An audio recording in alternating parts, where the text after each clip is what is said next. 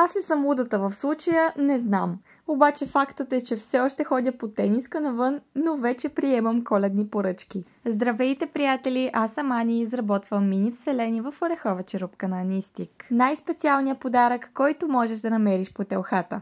И не заради размера му, а заради личното му значение и дълбоката символика.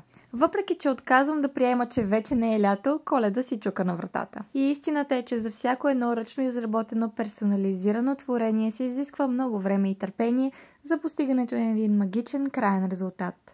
Затова и вие, ако искате да зарадвате ваш любим човек тези празници, сега е моментът да се свържете с мен, за да обсъдим всички детайли по вашата мини вселена. Дизайнът може да бъде изцяло по ваша идея, по ваши снимки, описание, а ако нямате идеи, мога аз да ви предложа дизайни и да обсъдим заедно всеки един елемент. Нещото, което ще направи този подарък още по-специален, е и фактът, че орехът сам по себе си е много важен символ на здраве, дълголетие, мъдрост, устойчивост и семейство. А реакцията на вашия любим човек, когато подадете в ръката му най-обикновен орех, а след това го отвори и види, че вътре се крие цял един малък свят, който е изработен специално за него, е просто безценна.